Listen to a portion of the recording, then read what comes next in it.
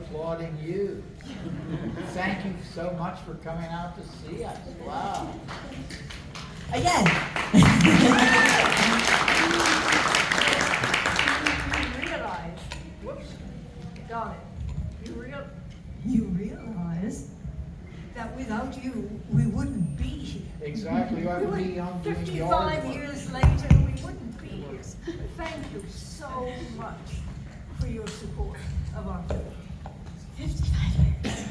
That's crazy. Who would have thunk that this little movie that you guys made would have such an impact and stand the test of time this long? The only one of our group who claims, Oh, sorry. the only one of our group who claims that he was clairvoyant enough to realize that 55 years after the fact, we would still be getting together to talk about Night of the Living Dead is John Russo. The rest of us, frankly, from George on down, had no clue. We were just a group of young, energetic filmmakers who decided that they didn't want to do TV commercials anymore and business films and that kind of thing, that we wanted to make a real movie. And the real movie turned out to be Night of the Living Dead.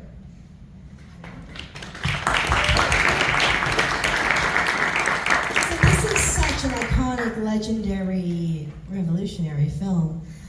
Let's go back to the beginning of you shooting it. If you remember, because we just talked to the Aliens cast, some of them didn't recall, do you guys have any recollection of the first scene you got to shoot? We know exactly what it was.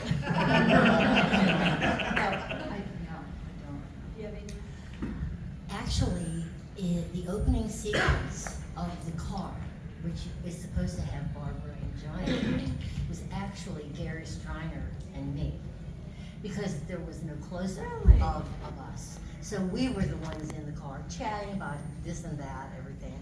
And so that's something, I don't believe I've ever shared that with anyone. I never knew that. Yes. Wow, son of a gun. You heard it here first, folks. And what about you guys? I think my first shot, I was running in the woods. And I had bare feet, or at least one bare foot. But yeah, I remember running in the woods and then running along a road where George Romero was in the trunk of a Lincoln Continental. The bonnet is up and he's filming as I'm running hell-bent down the road. The first dialogue sequence was the cemetery sequence between Johnny and Barbara. And that was the very first day of filming, along with the other shots that they're mentioning, with Gary driving the car, with Judy in it. And we didn't get finished with the cemetery scene the very first day. And so we kept putting it off, the finishing of that scene, kept putting it off and putting it off and putting it off. So consequently, it was the very first day of filming and it was the very last day of filming. And in between time, about 3 months had elapsed. We started filming in early June of 1967, and it was in getting into October, about this time, maybe even a little bit later, in October, by the time we finished filming. And this was southwestern Pennsylvania, where the weather is slightly different than it is here in Texas. Between June 1st and let's say middle of October, by the time we got to the middle of October shots, that these scenes had to be edited together, it was cold and it was rainy, and we had to be careful because sometimes you could see vapor coming out of our mouths, which is hard to work around. Yeah. And it was also threatening with rain. So we had to do something to cover whether it was actually going to be raining or not. But you don't need to know all of that minutia, but coincidentally, that cemetery scene embodies both the very first day of filming and the very last day of filming. And what does it feel like to be part of such a pivotal movie now? Now that you saw what it grew into, and it means so much to so many people for the last 55 years. It feels kind of surreal. I was 9 years old. Can you hear me? I was 9 years old when we shot the film, and I, of course, as Russ said, never entered my mind that I would be sitting here 55 years later. You know, like, it just, this stuff didn't happen though either at that time, so none of us could have, except for Jack, could have, foreseen where we would be now. But I feel honestly like I'm one of the luckiest people on earth. I really do. I mean, I was a 9-year-old kid plucked out of like my life for, not for very long, for like a day or two here and there. And like out of all the billions of people on planet Earth, I'm here for this, and it's like, how did I get this lucky? It's amazing, because it really is like, the word blessing is so overused, but honestly, that's how I view this. It is a blessing, and I wouldn't be here meeting all of you really wonderful people, you guys, like, come on now. And it's amazing. It's fantastic.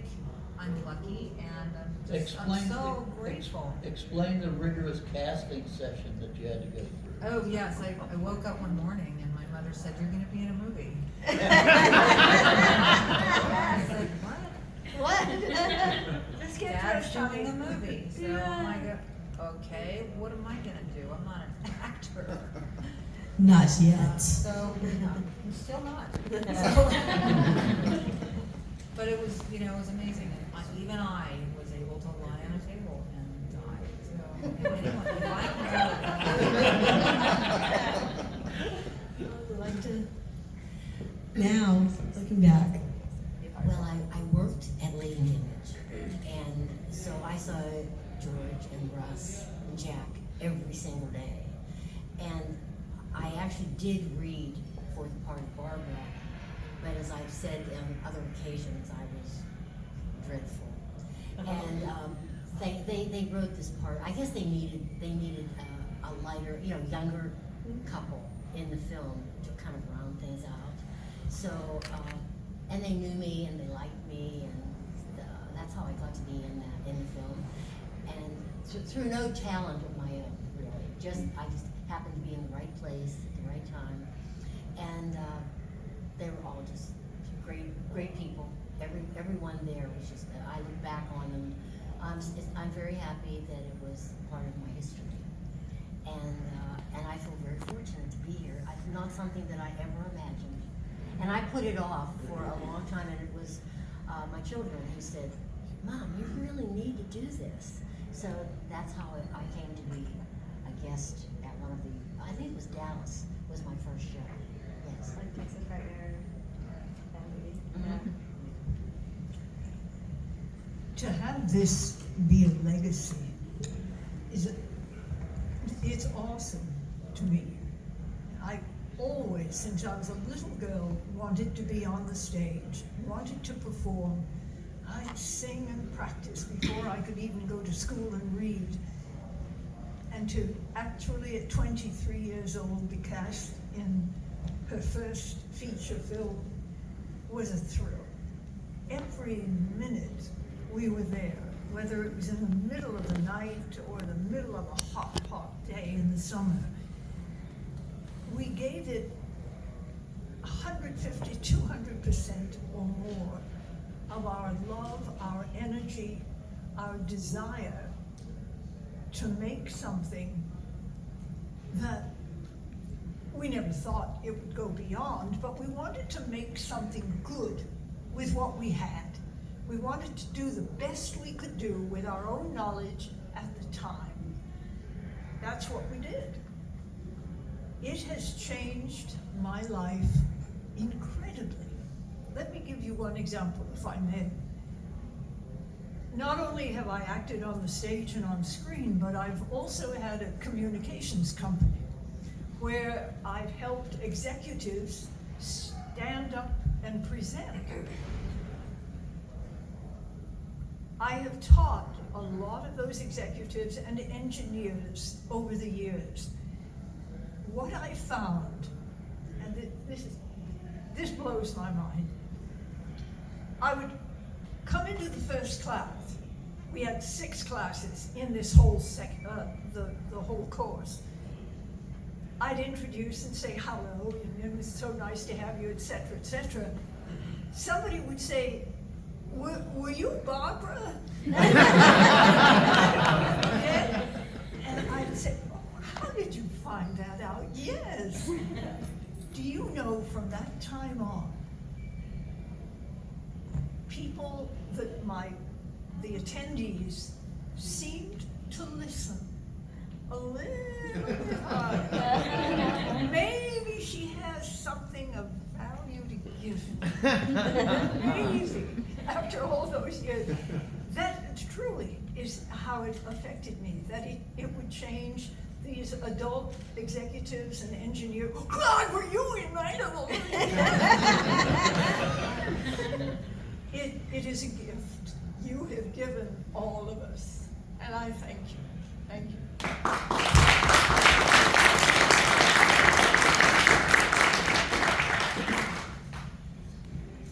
I first met George Romero roughly 10 years before we made Night of the Living Dead. And I met him through the most odd circumstances. George grew up in the Bronx in New York, and he came to Pittsburgh to go to Carnegie Mellon University, then Carnegie Tech, as a painting and design major. And a mutual friend of ours, Rudy Ritchie, Rudy and I were in a performance, live performance at the Pittsburgh Playhouse, which at the time was a very, very active community theater nationally. And we were in some silly farce comedy. And Rudy wanted to bring his friend, Rudy was also in the painting and design program, and he was doing acting in the evening. And he said, I'd like to bring a friend of mine over to meet you guys, George Romero. But he's a little bit strange, but he didn't explain exactly how strange George was.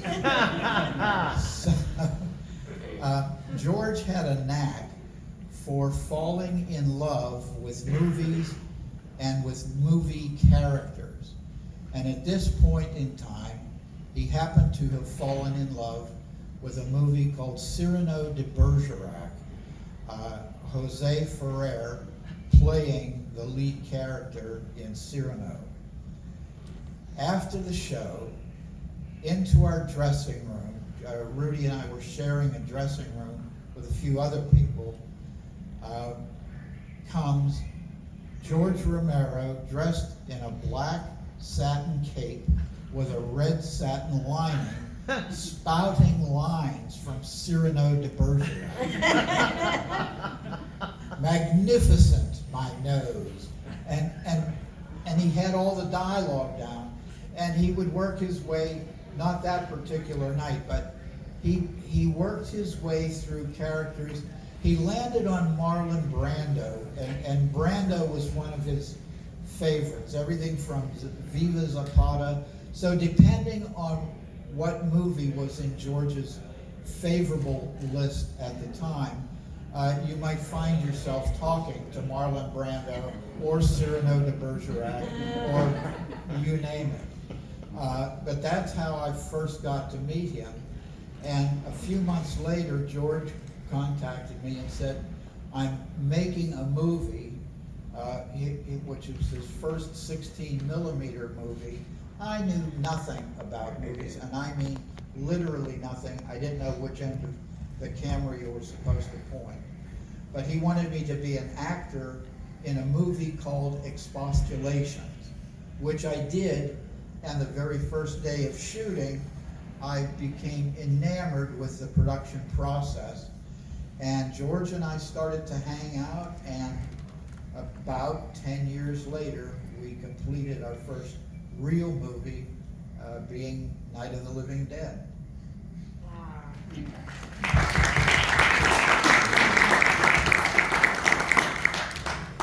Let's open it up to the audience. Do we have any questions? Oh, come on, don't be shy. Now, I can't see the back row, so I'm going to stand up. No? Really? Okay, there we go. So, it's just a little tiny thing, but like, when you pull the emergency brake on the car to release it and it crashes into the tree, was the car already damaged, or did y'all wreck the car? Russ wants to jump right in. Since you were looking at me, I get You were behind the wheel. I was behind the wheel. You're absolutely right. That car belonged to Russ and Gary's mother. And they said, Mom, we're going to borrow the car for a little while. And I haven't really told her what we were going to do with it. We did not, now you'll have to correct me here. We did not injure the car. The car was damaged. The Prior to, well, as I mentioned before, the cemetery scene was both the first and last day. And there must have been probably 3 months span between those days. My mother was driving her car back and forth to work, obviously, during that 3-month interim, and someone crashed into her and wrecked her car. So Gary and I persuaded her, don't get it repaired just yet. Because we have to figure out a way to stop the car in the movie that we're making. So you can pick it up from there. Because of course we had filmed the beginning of that scene when it's all whole and clean, and yet we finally come back after the crashed car. To me, the way George filmed that was so wonderfully done. When you look at it, I don't know how many times, but I swear that car was damaged by the tree that I ran into. It was so well choreographed. And that's how we got rid of the crash. Mrs. Stryker's car. The only thing that we did, my mother obviously knew about the damage and so forth, and then she eventually got her car repaired. I wish that we still had that car. I wish that we had the foresight to put it in a plastic bag. It would be very valuable. Jack Russo would have.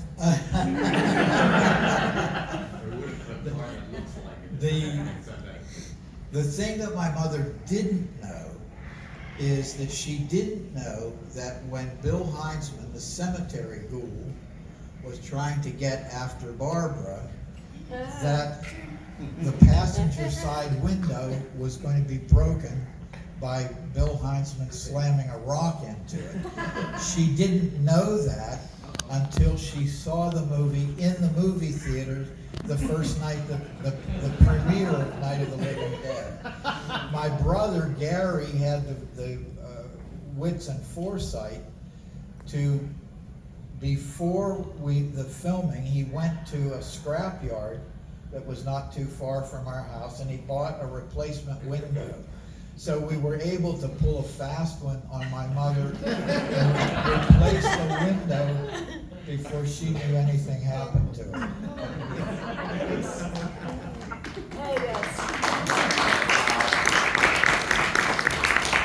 And speaking speaking of the premiere, do you guys have any memories from the premiere? Did you get to attend? Oh, golly, yeah. We had limo, come pick me up. I'm so excited. My hair at that time was as long as it was in the film. Because, of course, all that time had passed. But we were allowed to invite just a few select friends. How exciting that was. I can remember that night holding that drink, talking to Dwayne, laughing and laughing.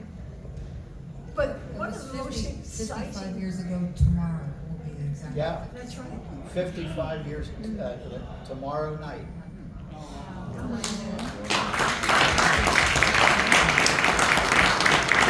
The timing of this convention, crazy, right?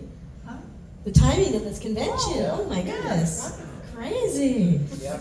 What about you guys? Any fond memories from our premiere? I have one. I was almost 11 when it premiered, and the day of the premiere, a bouquet of roses, a dozen roses arrived at the door. Like for an 11-year-old girl, like, whoa, what is that? And my mother answered the door and took the delivery of the flowers, and I said, "What are those?" And she said, "They're for you." And I said, "Are they from Dwayne?" I wanted them to be from Dwayne because I loved Dwayne. And my mother said, "Oh, yes, I think they are." So she let me believe for my whole life basically. And then somebody years later said, "No, those weren't from Dwayne. They were from Image 10." That's nice. But that was my big memory of that day. And I found pictures of myself on that day. My mom took with me with the flowers, in a vase, and it's just like amazing.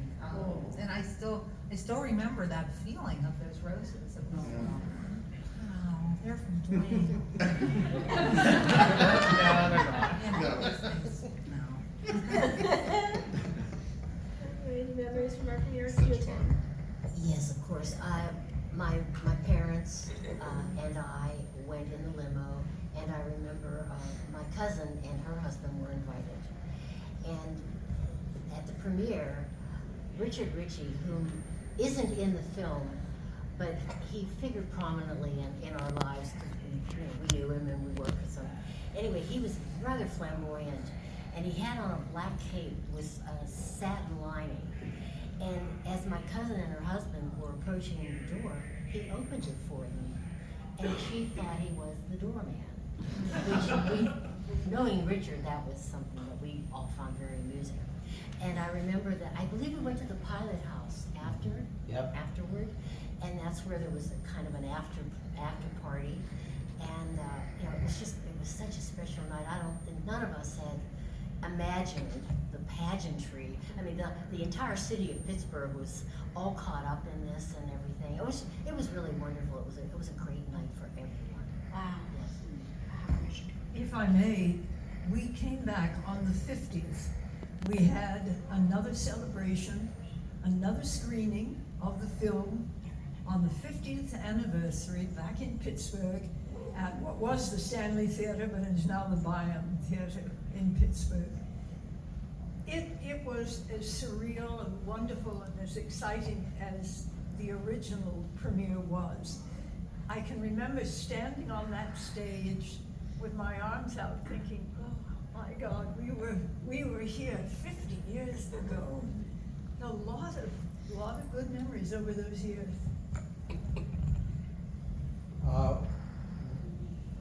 Again, you have to remember, I think it was Rudy Ritchie, a friend of ours who I mentioned that I was in the show with. Rudy was a very, very talented writer who unfortunately squandered most of his talent as a writer.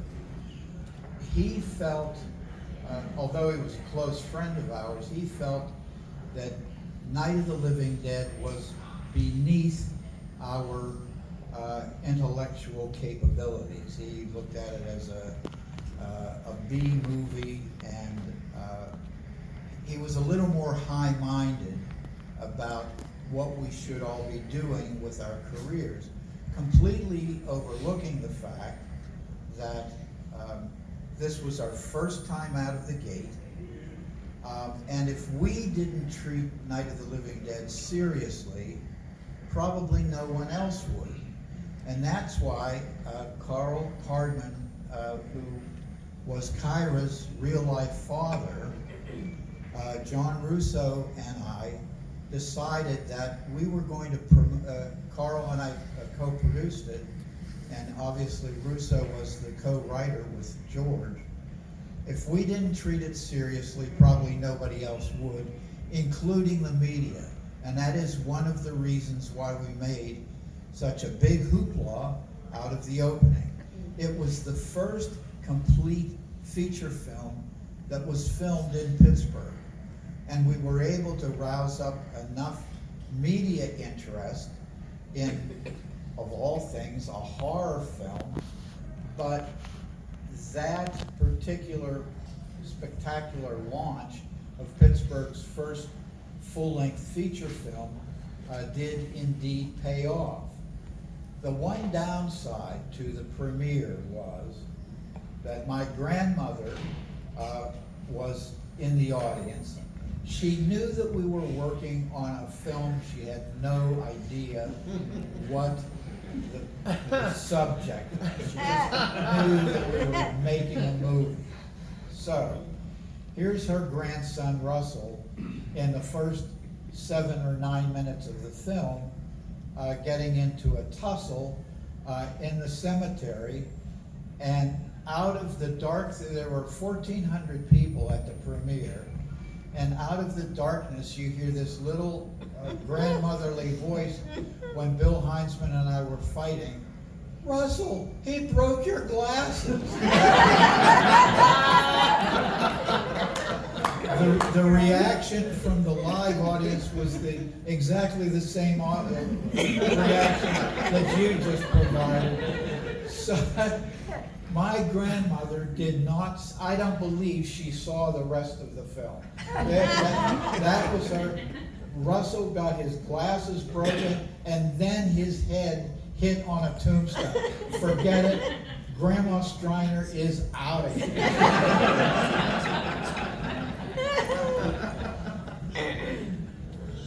Yes. Yeah, I don't know if anyone of you can answer this question, but it's about the main character played by Dwayne Jones. Up until then, we hadn't seen like a whole lot of strong African-American heroes portrayed on the screen. And so my question is, when Russo and Romero wrote the screenplay, did they intentionally write the main character as a black character? And if so, were they trying to make a statement about racism in the country at the time? No, not at all. And yes, I'll defer to Russ because he has far more detail. But that never came into play.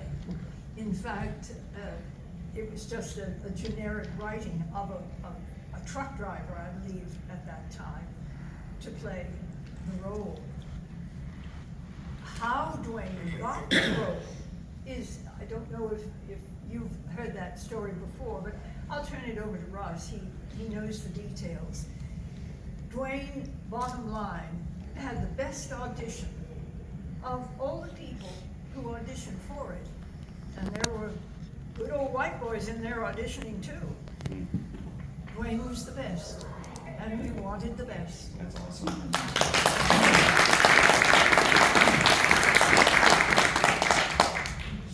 I've mentioned a few times the name Rudy Ritchie, and he was a close friend of ours, and it was kind of, and Rudy was also a pretty decent actor. And it was assumed by us and by Rudy that Rudy would probably play the character of Ben. Except, as I said before, Rudy had this kind of disdain for the genre. And his disdain came through, and even though he was a friend of ours, we decided we were gonna look at other people to play the character of Ben. Dwayne Jones grew up in a suburb of Pittsburgh, but we didn't know him at the time. He grew up in Pittsburgh and then moved off to New York. We had a mutual friend by the name of Betty Ellen Hawkey. She knew Dwayne in New York, and she knew us.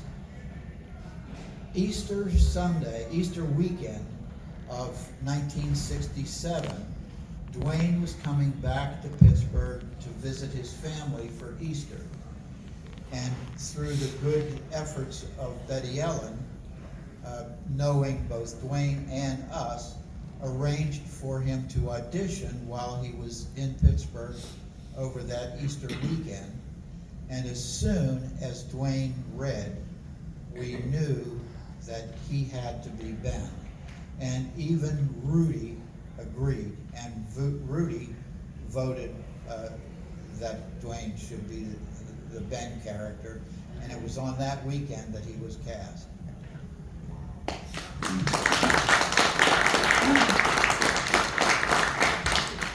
Yes? Did you ever see the version that came out after you were colorized? It was brought out in color, and did you see that, and what did you think of it?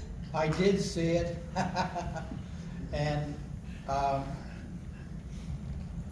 very long, painful, convoluted story about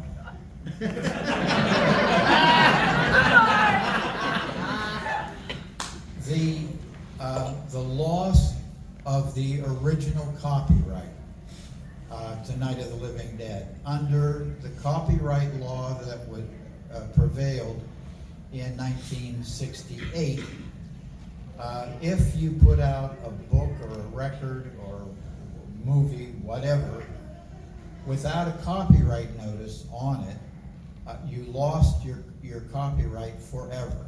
That law has since changed. And Night of the Living Dead was one of the reasons why the copyright law was changed. The title, I told you it's a little long and painful. When Night of the Living, or when Latent Image first decided that we were going to do a horror film, a scary movie, nobody knew exactly what it was going to be. So our business manager, a guy who really kept us together, a fellow by the name of Vince Cervinsky, he opened a job jacket at Latent Image called Monster Flick. So that was technically the first name for Night of the Living Dead, but obviously Monster Flick, not very commercial. So we attached a working title to it called Night of the Flesh Eaters.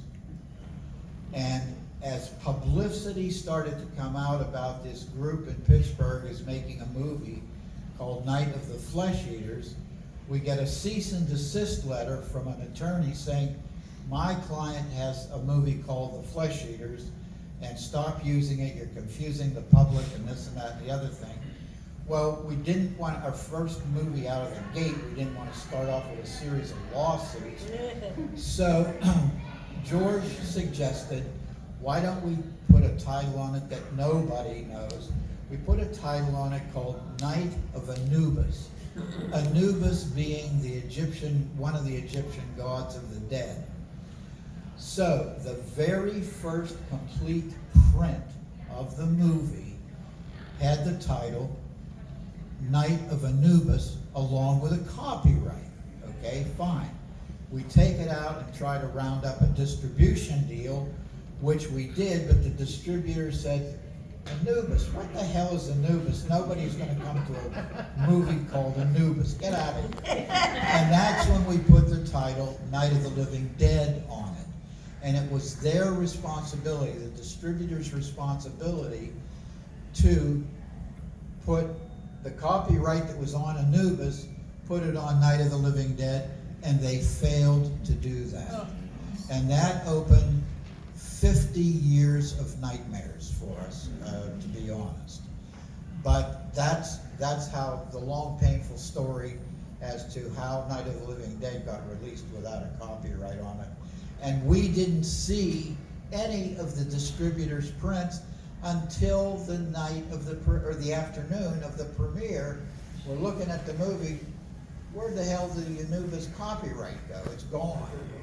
And it was absolutely too late to do anything about it. So here we are, we made these big plans for an opening premiere, and the distributor's first prints come in without a copyright on it. So that, again, long, painful story. We have time for. I am off. Hello. We have time for one, possibly two more questions from the audience if we have them out there. Way in the back, yeah. You, yes, that's the one. Casting the ghouls, how did that go? How did casting the ghouls go? Gee, Um, I don't know. Do you have any insight on that? By the time, as I said, George and I, through the Latent Image and through Hardman Associates, we had pretty good reputations in Pittsburgh for doing productions. We recruited a lot of our advertising clients to be ghouls. And it became kind of a social statement. Have you been invited to be a ghoul yet? No. What's wrong with you? I'm going to be a ghoul. I'm going to be a ghoul. And to be honest, we had all of the ghouls that we needed, and all the ghouls got paid $25, but many, many, many of them were our real life advertising clients, not only of the Latent Image, but of Hardman Associates as well. And a lot of the others you see in the background. My father was in it, my English teacher's father, a gourmet cook, the owner of Pancock Ford. We had anybody and everybody. When George said, we need a few more bodies for the posse scene we're going to shoot tomorrow, boy, we just call up your bridge partners or your golf buddies. Yeah. Anyone else out there? There's one right here. Yes. Yep. But favorite memory of on the movie with George or Dwayne? Favorite memory of working with George or Dwayne? Or both? Go. Why are you looking at me? Stop looking at me. Yeah. I remember the night that my dad got shot. That was fun. Plus, he didn't really die. So, but I was out there the night that they did the scene between Dwayne and my dad. And my dad, the shot would go off, and my dad would try to stumble down the stairs, but he kept getting caught in that coat tree. And it kept following him, around the corner. And how many times did they redo that scene? And everyone was laughing like hysterically. I don't know how anyone kept a straight face during the final scene that they did, but it was very, very funny. So when I see the scene, when I was younger, it used to bother me seeing him shot, but now I harken back to that ridiculous coat tree incident and repetitive coat tree incident. And it just makes me laugh now. So people think I'm nuts when I laugh. And I see my That was one of the longest dying sequences filmed in the movie. It's going down the stairs. I don't remember a lot of amenities at the farmhouse. No. And it was bare bones. And I remember that if you needed to use the bathroom upstairs, you had to go down to the creek and fill a bucket with water and then bring it up so that the next person would have, a flushable toilet. And I also remember that the crew, George, and I think George included, I don't really know this for certain, they would spend the night in the farmhouse when there was going to be several days of shooting. And they would sleep in sleeping bags because getting a hotel or a motel room was a cost that nobody wanted to incur. So if you could possibly get yourself home, I remember driving home and I think my parents found me the next morning asleep on the glider. That's as far as I got. I was so tired. And I could actually get to bed. But we did everything we could to keep costs down. And that included everyone just living this film, just devoted to it through whatever means were necessary. So that's my recollection. For me, George's creativity, the older I get, the more often I see the film, I see what he brought to it that helped make it the unique film that it is. Funny man, easy to work with, at least I found so. He gave us actors a freedom to be in a scene. He said, here's what I'd like to accomplish. We don't have much dialogue, but if you want to improvise, you can. So we did improvise some of the dialogue. There was a great deal of freedom, which you didn't often have, especially in a stage show, something like that. But he also taught me how to load film cartridges in a black bag.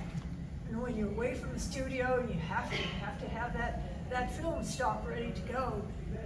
He taught me how to do that. I was scared to death that I would make a mistake and we'd ruin some of the film. Didn't have film to ruin.